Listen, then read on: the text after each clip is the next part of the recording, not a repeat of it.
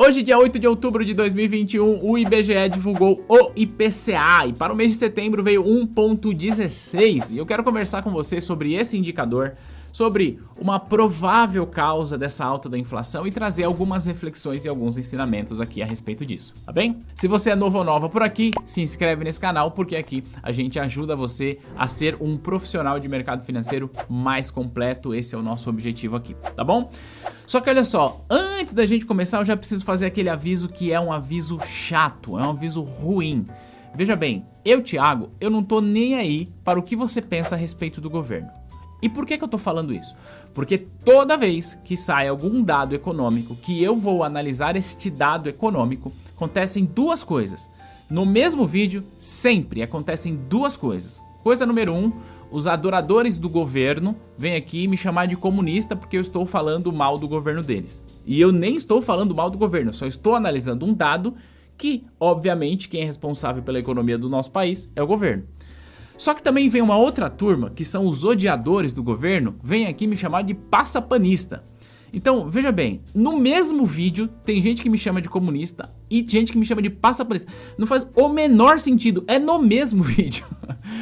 Então, sinceramente, se você chegou aqui já pronto pra digitar e destilar o seu ódio aí, independente daquilo que eu falei, na boa, sério mesmo, faz assim, ó, dá um dislike e vaza. Eu não faço a menor questão de ter alguém aqui que não tá afim de prestar atenção naquilo que a gente tá falando e fazer uma análise imparcial da coisa. Veja, se você quer gostar do governo, tá tudo bem. E se você quer odiar o governo, tá tudo bem. Mas você precisa aprender a analisar as coisas sem paixão. E é isso que eu vou fazer aqui. Tudo bem? Então sim, inevitavelmente o que eu vou falar aqui vai respingar na gestão econômica. Porque nós estamos falando de inflação. Ponto. Já falei demais, eu sei que parece até rude falando isso, mas eu preciso fazer esse filtro. Eu quero que fique aqui e que comente, que a gente possa debater, você que está a fim de fazer uma análise imparcial, independente das suas paixões. Eu não estou dizendo que você deve deixar de gostar do governo ou deixar de odiar o governo, não é nada disso. Só estou dizendo o seguinte, vou fazer uma análise sem paixão, sem o fígado, uma análise racional, trazer para você os dados e o que a gente pode aprender com eles. É isso que eu vou fazer. E pra gente dar uma discutida, eu vou fazer o seguinte agora. Eu vou fazer um corte maroto nesse vídeo, porque eu vou colocar a apresentação aqui na tela pra você. Bom, vamos lá. Estamos aqui agora com o índice do IPCA e ele traz pra gente o seguinte, ó, setembro de 2021, 1,16, como eu falei na introdução do vídeo, certo? E a primeira coisa que eu quero te falar é o seguinte, esse é o maior índice para o mês de setembro desde a implementação do Plano Real. E sim, tem uma pausa dramática aqui, porque eu quero que você reflita sobre isso, né?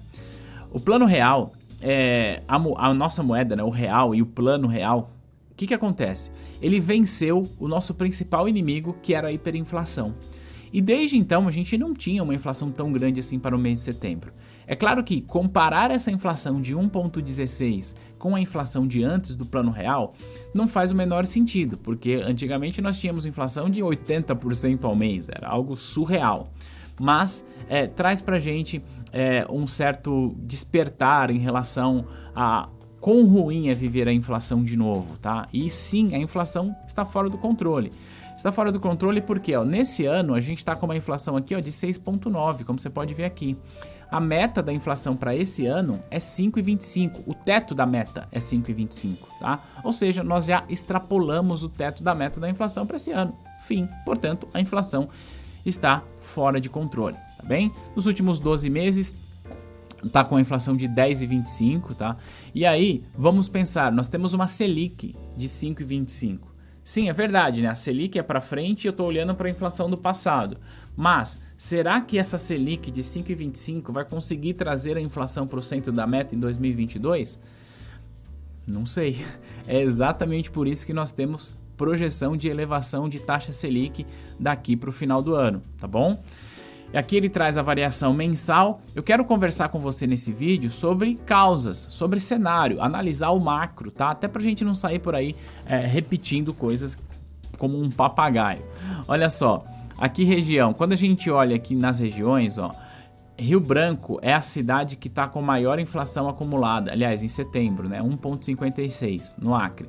Depois, Curitiba, Porto Alegre, Belo Horizonte, Campo Grande, Vitória, Rio de Janeiro, Fortaleza e Aracaju Estas cidades aqui, estas regiões, né, porque também inclui região metropolitana, estão com a inflação acima da média. E Salvador, Recife, Belém, São Paulo, São Luís, Goiânia e Brasília, elas estão com a inflação abaixo da média. Quero falar rapidamente aqui sobre os grupos, então o que pesa no índice. Transporte, alimentação e bebidas, habitação e saúde são o que maior peso que tem, tá? Além de despesas pessoais, o que maior peso tem. Eu quero falar aqui com você sobre esse índice, que é o índice de difusão, que eu não me lembro de ter explicado ele da última vez que eu falei sobre o IPCA aqui. Esse índice de difusão, que é divulgado pelo IBGE, ele mostra pra gente o seguinte: de todos os produtos analisados, quantos por cento desses produtos teve alta de preço? Então, para setembro, 65% dos produtos analisados teve uma alta de preço. Para agosto, né, que é um mês antes aqui, 72% teve uma alta, uma elevação de preço. Então teve um recuo em relação a agosto, tá? Isso é um bom sinal, mas olha só, na média a gente está aqui ó, com 64% dos produtos com elevação de preço ao longo do ano de 2021, tá bem? Beleza, agora vamos falar aqui dos principais altas, né? Ó, energia elétrica residencial, gasolina, passagem aérea, gás de botijão. Tudo isso aqui ó, tá relacionado com geração de energia. E a gente está passando aí por elevação do preço do petróleo, então isso vai impactar aqui. A gente está passando por uma crise hídrica e isso vai impactar aqui. Então, ó, os principais impactos medidos em ponto percentual, e aqui é importante, tá? Não é que a conta da energia elétrica da sua casa subiu 0,31 como tá aqui. Não é isso. É o seguinte, é que com a alta da conta da energia elétrica na sua casa, ponderada pelo peso que a energia elétrica tem no índice, então no índice ela impactou 0,31. Esse é um conceito que é simples de entender. Olha só, a energia elétrica subiu mais do que 0,31, certo? Só que é o seguinte, a energia elétrica não faz parte de todo o seu orçamento. Então vamos supor que a energia elétrica faça parte aí de 10% do seu orçamento. Então essa alta da energia elétrica para calcular o índice, ela deve ser calculado a alta da energia multiplicado por 10%, sacou? Por isso que a gente tem de sempre ponderar a elevação de preços, né, e a diminuição de preço. Então maior alta de itens alimentícios está aqui, ó. 54% batata doce, batata inglesa, tomate, café. Então essas aqui são as maiores altas. Principais quedas de não alimento, então cebola caiu aí 26% nos últimos 12 meses. Ainda bem que a gente está usando máscara, né? Porque se a gente quiser ficar comendo cebola, a gente com máscara a gente consegue ter uma vida social normal, tá bom? Aí, ó, ele fala aqui sobre alimentação. Eu quero falar com você sobre itens não alimentícios. Quanto que eles de fato subiram ao longo desse período. Então, ó, IPCA não alimentício. Então, passagem aérea subiu bastante. Percebe? Mais uma vez, a importância da ponderação. Veja, não é todo mundo que viaja de avião. Então, para aquela pessoa que não viaja de avião, essa alta não significa nada. Mas para aquela pessoa que viaja, essa alta é expressiva. Transporte por aplicativo subiu. Olha só, energia elétrica residencial subiu 28%. Só que quando a gente olha para isso, tudo isso aqui, ó, pacote turístico não necessariamente, mas olha só, passagem aérea, transporte por aplicativo, energia elétrica residencial, isso aqui tem um potencial de aumento de preço em reação em cadeia muito grande, certo? Energia elétrica nem se fala. E aí, ó, tem aqui a gasolina subiu 39% nos últimos 12 meses. Isso é muito. E, mais uma vez, isso aqui impacta na reação em cadeia muito grande, porque começa a ficar mais caro o frete. E porque fica mais caro o frete, vai ficar mais caro pro varejista comprar arroz, feijão para vender. E porque fica mais caro pro varejista, ou seja, para aquele supermercado, vai ficar mais caro o arroz e feijão pra gente lá na padaria. Então toda essa reação em cadeia que esses itens causa, provoca essa inflação que vem aí apertando demais a gente, certo? Agora é o seguinte, eu quero conversar com você sobre prováveis e possíveis causas em relação a essa inflação. Primeira coisa, é importante a gente dizer o seguinte: sim, é verdade, nós estamos passando por um momento atípico da economia global e, devido às medidas que foram tomadas para o enfrentamento do Covid-19, agora com a recuperação econômica em todos os países, embora a gente não está sentindo essa recuperação econômica aqui, mas com a recuperação econômica em todos os países, a inflação é um fenômeno global, ou seja, se não todos, a maior parte dos países está passando por alta de preços agora, por inflação. Ou, falando de uma maneira correta, né, a maior parte dos países está vendo a sua moeda se desvalorizar em relação ao poder de compra, a perda do poder de compra de suas respectivas moedas, por conta dessa inflação. Tudo bem? As mais variadas razões levaram a isso, principalmente a quantidade de impressão de dinheiro colocado nas economias, ou seja, quanto que os bancos centrais mundo afora aumentaram de liquidez. Então sim, é verdade que a inflação é um fenômeno global, ponto. No entanto, é importante que se diga, e aí a gente vai comparar aqui, ó, isso que você está vendo na tela, vou até ver se eu consigo deixar um pouco maior para você. Isso que você está vendo na tela é uma comparação da taxa de inflação de todos os países do mundo. Aqui, ó, todos os países do mundo, todos sem exceção. Mas é claro que a gente não vai olhar todos os países do mundo, até porque tem países aqui que a gente não sabe nem que existe, certo? Então, o que a gente vai comparar? A gente vai comparar, ó, o G20, tá? Que tem as 20 principais economias do mundo. E aí, quando a gente olha para o G20, olha só. A Argentina é o país que teve maior inflação acumulada nos últimos 12 meses. A Turquia é o segundo país que tem maior inflação acumulada ao longo dos 12 meses.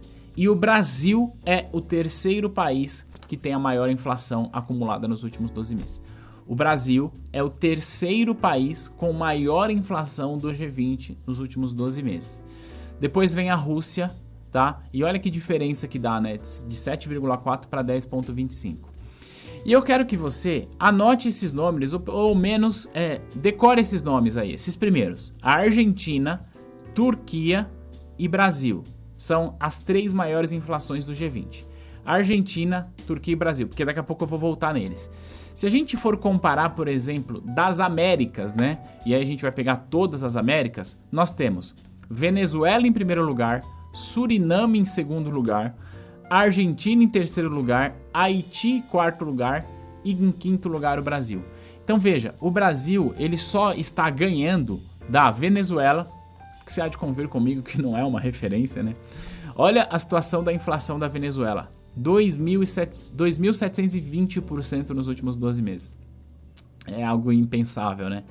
Suriname, Argentina, Haiti e Brasil, tá? Então, o que eu quero dizer é o seguinte, se a gente for desconsiderar, tirar dessa equação países, vamos tirar aqui do G20, países que estão vivendo crises econômicas mais graves do que a nossa, a gente é o país que tem a maior inflação, tá? Então é isso.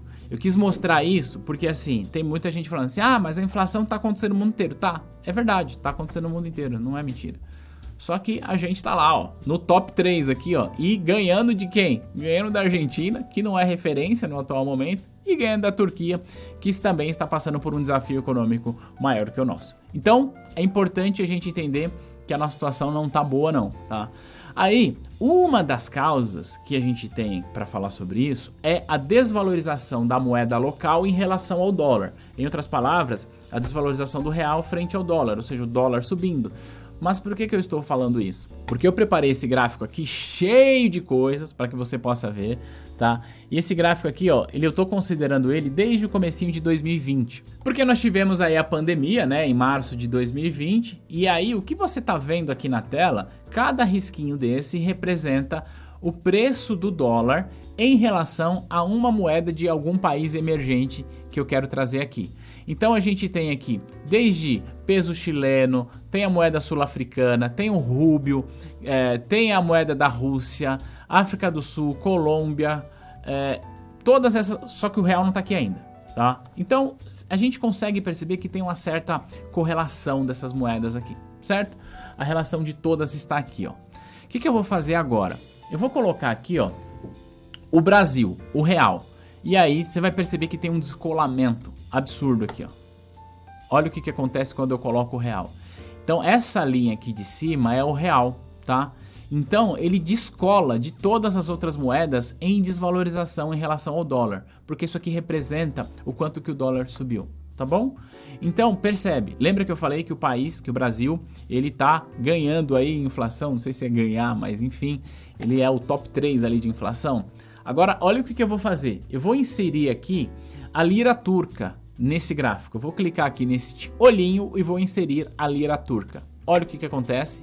Ela descola ainda mais das outras moedas aqui embaixo, como você pode ver, tá? E lembra que eu falei? Quando a gente compara aqui, ó, Argentina em primeiro lugar, Turquia e Brasil. Tá vendo? Olha, aqui eu tô falando de inflação. A Argentina, Turquia e Brasil, certo? O que a gente tem aqui? O Brasil é a moeda que mais se desvalorizou em relação a essas aqui. A lira turca se desvalorizou ainda mais do que o próprio real, porque olha só o quanto ela está lá em cima. Portanto, ela desvalorizou ainda mais que o plano real, logo ela desvalorizou ainda mais do que todas as outras moedas emergentes. E agora eu vou colocar a Argentina nessa equação aqui, ó. E olha só o que acontece quando a gente coloca a Argentina. Ela simplesmente se perde na multidão aqui e vai como se não houvesse fim. Então, percebe que tem uma relação absolutamente direta entre desvalorização da moeda local com a inflação local. Então, não é coincidência que o peso argentino é a moeda que mais se desvalorizou e que a Argentina do G20 possui a maior inflação acumulada. Não é coincidência que a lira turca é a segunda moeda que mais se desvalorizou e que ela tem a segunda inflação acumulada. E também não é coincidência que o real é a terceira moeda que mais se desvalorizou aqui, ó, e que o Brasil tem a terceira inflação acumulada nos últimos 12 meses. Então, por que eu quis trazer isso? Para que a gente possa começar a olhar os indicadores, como eles afetam o nosso dia a dia.